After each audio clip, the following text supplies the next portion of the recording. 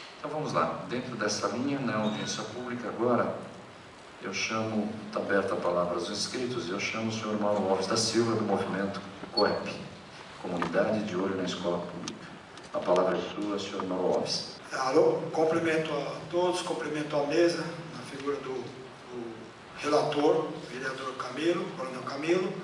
Só para lembrar, vereador, na verdade, o Plano Municipal de Educação é uma imposição da Lei Orgânica do Município de São Paulo desde 1990. Então, a gente não tem plano na cidade de São Paulo, nem no estado de São Paulo, e um plano meia-boca no governo federal, porque, na verdade, várias instituições, vários governantes não querem um plano, porque se tiver um plano você tem que cumprir. E até no último debate, na última audiência pública, o vereador relator fez um comentário de que não conseguiu colocar os próprios filhos na creche. Então, só para dar um exemplo, esse equipamento que nós estamos aqui, que é o CEL Butantã, é uma das causas de não ter sido universalizado a educação infantil no município de São Paulo. Porque em 2001 e 2004, se existisse um plano municipal de educação, não poderia ter criado, na cabeça de um gestor atual, a criação desses centros que deveriam ser centros comunitários, culturais, esportivos, mas não com verbas da educação. Por conta do uso das verbas da educação e não ter um plano, é que nós perdemos praticamente 10 anos na universalização da educação infantil, porque nós estamos usando verba da educação para financiar padaria, telecentro, guarda civil municipal, esporte, cultura e agora até ensino universitário. Então eu queria chamar a atenção que o Movimento Comunidade de Olho na Escola Pública e o Fórum Municipal de Educação da cidade de São Paulo, fórum que existe há 20 anos e não esse fórum Chapa Branca, criado recentemente apenas para receber verba do governo federal. Ele tem feito uma discussão sobre a educação e a gente evita fazer a discussão do salário do professor, até porque a gente já fez aquele desafio. Se o professorado aceitar o vínculo com uma única escola, aí nós vamos começar a discutir o salário do professor. Enquanto não houver vínculo, tem professor aí falando que tem 3, 4 escolas dando aula, né? Começa às 7 horas, vai às 11 horas, e eu realmente fico com pena, né? Acho que é coitado dos alunos que recebem aula desse professor que está aí, né? Às 22 horas, 23 horas, que a gente tem muitos casos de intolerância de professores justamente nas últimas aulas. Eu deixei com o coronel Camilo, com o vereador, relator, um documento que a gente já vem apresentando nas audiências públicas, inclusive esse daí foi na segunda audiência pública.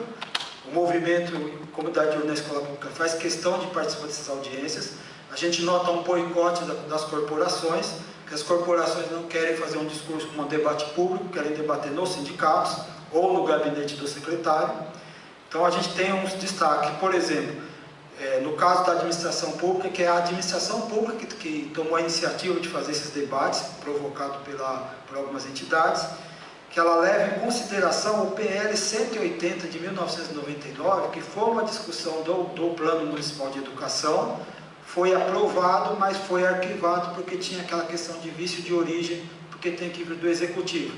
Agora nós temos o PL 415 de 2012, que veio do Executivo, mas parece que é um projeto bastardo, porque foi da outra gestão e o atual prefeito não manda representante, o secretário de Educação não manda representante, e a gente fica discutindo, tem um plano oficial protocolado aqui, e é obrigado a ficar discutindo uma proposta que diz que é uma minuta, que ninguém sabe o que é. Na verdade, a gente tem uma ideia que seja para voltar à reprovação, suspensão e expulsão de aluno.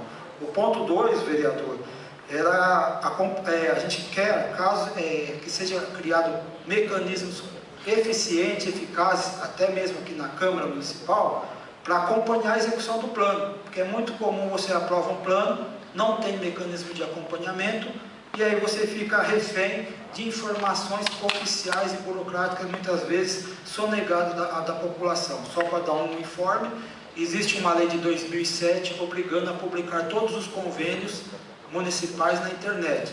E a gente já fez requerimento para a Secretaria Municipal de Educação para divulgar os convênios na educação municipal, especificamente os convênios da educação especial, e a Secretaria Municipal de Educação e o prefeito negam essa informação, mesmo tendo a lei de acesso à informação, que obriga a divulgar essa informação em 20 dias. O terceiro ponto, garantir a autonomia das escolas, considerando unidades independentes no orçamento. Porque é muito comum a gente não ter comparação de uma escola. Às vezes uma escola tem um bom índice de aproveitamento, outra escola tem um péssimo índice de aproveitamento, mas a gente não tem a comparação para saber se realmente os investimentos estão sendo feitos naquela escola, ou se é falta de professores ou falta de funcionários. Se for uma unidade orçamentária, teria condições de a gente ter um melhor acompanhamento. No caso do item 4, que a gente colocou sobre financiamento, né? Então, a administração, a comissão de administração, até para subsidiar o relatório, poderia oficiar o Ministério da Educação para verificar se é possível colocar nas verbas da educação os aposentados. Porque em 2001 foi aprovada uma lei aqui de uma forma até ardilosa, né, para não usar outras palavras, que colocou os aposentados na verba da educação contra a orientação do Ministério da Educação e Cultura. E só uma informação que o pessoal esquece, essa lei foi assinada pelo atual prefeito Fernando Haddad, que naquela época ele era secretário de Desenvolvimento. Então, quer dizer, ele conhece, ele sabe do que a gente está falando. O item 5, a gente falou de divulgação pública das notas das escolas nas avaliações. É interessante, a gente tem aqui a Prova São Paulo, que quer queira ou quer não, foi criado porque se criticava o IDEB, porque o IDEB era estatística, né? Pegava uma outra escola pontual, e criou-se a Prova São Paulo, porque dizia que dava para fazer um acompanhamento individualizado das escolas. O atual prefeito, sem discussão nenhuma, disse que acabou a Prova São Paulo. Quer dizer, nós temos no próprio plano, o PL 415 de 2012, a efetivação ou a consagração da Prova São Paulo. Então é importante, talvez também a Comissão de Administração Pública, convocar, aí eu falo convocar, não é convidar a Secretaria de Educação para oficializar essa situação da Prova São Paulo. No caso do 6, criar um observatório de violência escolar. Isso existe no Plano Nacional de Direitos Humanos, que não foi criado. Aqui na Secretaria tem uma ouvidoria, que na verdade é uma ouvidoria corporativa, ela não tem uma independência para investigar situações quando a reclamação é de órgãos externos, dos pais, da comunidade ou dos alunos. E só para lembrar que na época de 1999 a gente fazia, junto com a Comissão de Educação, a gente fazia aquela chamada blitz nas escolas. E junto com os vereadores, teve casos aí que a gente pegava flagrante de escola sem aula, alunos fora da escola, portão fechado. Até a secretária de Educação, numa época, teve que ficar 20 minutos batendo na porta da escola e o pessoal não abria. Tiveram que ligar para a secretaria ligar para a direção da escola, para a escola ir abrir o portão da escola para a Secretaria de Educação. Só estou falando para você verificar que a discussão é a discussão que vem de antes, não é só plano de carreira, não. O item 7, identificar claramente o custo da unidade escolar e também o custo de aluno, porque teve uma discussão também sobre as creches conveniadas, e a gente fica criticando as creches conveniadas, só que a creche conveniada recebe metade do custo da creche direta. Os profissionais da creche conveniada trabalham 1/3 a mais e recebem 1/3 a menos. E aí o pessoal fica querendo fazer o comparativo. E as creches conveniadas estão nos piores lugares do município, porque o poder público não constrói nessas regiões. O item 8, garantir que toda e qualquer proposta apresentada, aí isso é importante, vereador, a proposta deve ser identificada, pelo menos, pelo segmento que fez a proposta. Porque o senhor está falando dessa conferência de 2010, se o senhor tiver a oportunidade de ler o relatório, sua assessoria, vai verificar que as propostas estão numeradas, mas ela não diz quem é que fez a proposta. E a nossa prática é a seguinte, é a corporação que tem feito essas propostas, e faz questão de não se identificar. E aí depois joga para todo mundo, aí para São Paulo inteiro, dizendo que foi aprovada na conferência. Mas não é uma proposta na conferência, é proposta de crachá.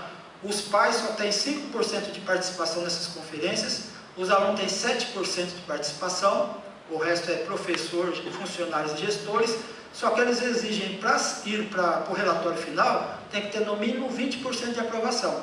Então, quer dizer, se os alunos tiverem uma proposta de queremos avaliar o professor, você tem que colocar numa plenária onde 80% é funcionário e professor. Aí é derrubada a proposta, Aí chega aqui o vereador e fala, não, foi derrubada essa proposta na conferência, só que na verdade não respeitou o segmento. E por último, a gente se coloca à disposição para sentar junto com a assessoria do vereador, para sistematizar essas propostas nossas, inclusive identificar algumas propostas que foram feitas por corporações e não tão claramente identificadas. Muito obrigado. Obrigado, Mauro.